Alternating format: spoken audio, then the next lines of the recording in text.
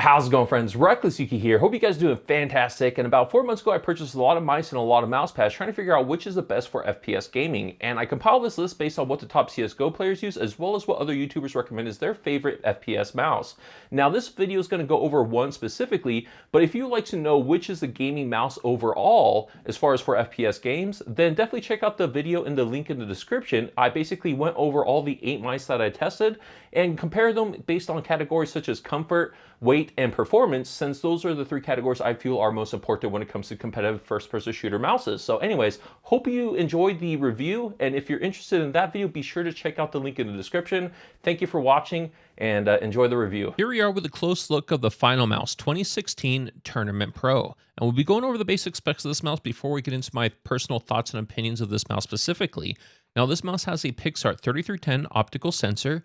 The DPI can switch between 400, 800, 1600, and 3200 with the press of this button here. The polling rate of this mouse is stuck at 500 hertz. The advertised weight of this mouse is 76 grams, but the gaming weight, or what I like to call the gaming weight, is the weight of the mouse with about 1 foot of cord, which comes to about 84 grams, 83.96 to be exact. So that's 8 grams more than the advertised weight of the mouse. And the grip type, or I guess the design style of this, is ambidextrous, so it could be perfect for left and right hand users. So the mouse has a simple left and right button, DPI switch, and a forward and back, which is kind of really basic for an FPS mouse. And there isn't really much bling or design to this, and it just has this blinding white light here that can't be turned off. It's basically stuck on. Now, the feel of this mouse, or at least the finish of it, is it's a very cheap plastic. It almost feels like it's going to break in the hand. It feels like a very cheap mouse that you would get on Amazon at a bargain bin price.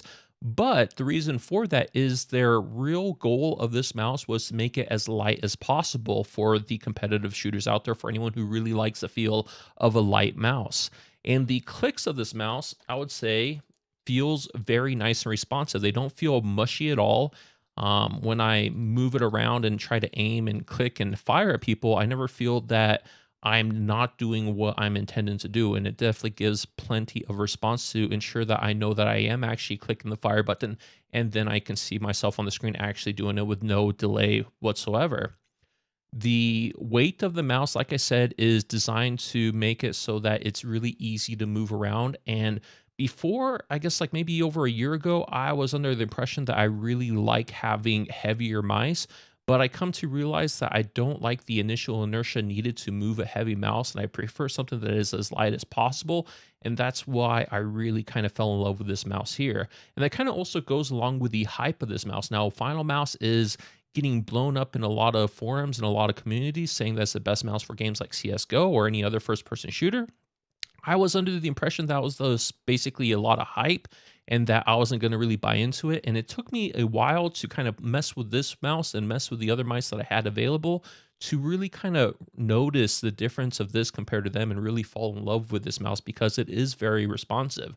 Now, as far as the comfort of this mouse, I would say that it is decently comfortable, but my hands are kind of large. So when I wear motorcycle gloves or any sort of working glove, I have to wear a size large. So this mouse seems a little bit small to me. There's other mice that I like better, but it's not too unbearable. I basically have a hybrid palm/claw type where I put a lot of my weight on this portion of my palm, and I rest it right on the top here. And then I just kind of extend my fingers out like this. And then my ring and pinky basically just kind of grip the side like this, like a claw. So that's basically how I move the mouse and control the mouse. And it's perfectly fine. I don't feel it ever being uncomfortable. It never cramps up my hand after hours of playing. So I have to say that it is comfortable enough for extended use. Now, like I said, the responsiveness of this mouse, they really spent a lot of time with this mouse. They really spent a lot of time with this sensor.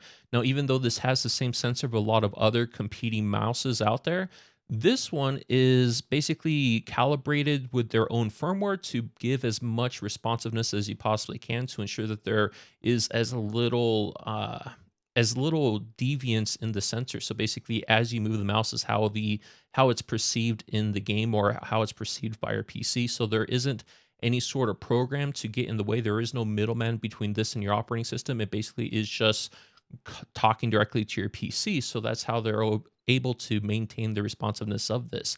And as far as like, does anything move around in it? I mean, you can't hear this anyway, even if it did, but it's absolutely solid. I can't hear any shake as I shake it around. It definitely doesn't have any sensor shake. It's a solidly built mouse, even though it feels cheap. And there is no removable waste. There is no customization. I mean, you can't even like change the LED. It's basically just stuck on blinding white mode. So if you have your a palm over it and you're playing a game, it's fine. It's not really that noticeable. But as soon as you take off your palm and the room is dark, this thing just like really hits your eye. As far as the scroll wheel feels pretty nice.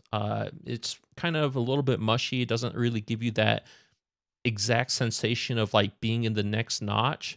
So it's something that I would like kind of stiffened up maybe a little bit more, just so I'm more reassured that I am in the next notch, because I kind of feel myself clicking past where I need to go sometimes, especially when I'm trying to switch weapons. And there is no program or anything to really show you with this mouse. Basically, this is all you get. And if for whatever reason, like there is no way to update the firmware that I'm aware of, I searched the website. I tried to see if there's any sort of downloadable firmware updates. There are not. So when they developed this product and like basically brought it on the market, it is what it is.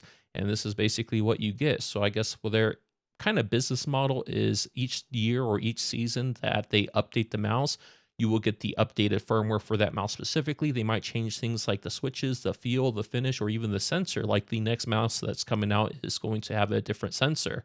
So it's pretty exciting. So anyways, this is my thoughts and opinions of the FinalMouse. I think it's a fantastic mouse. I think it is my favorite mouse for FPS shooters, and it has been. It's the one I've always been going back to, especially as I've been testing out all the mice that I have available at my disposal currently. So if you enjoyed the video, let me know. And yeah.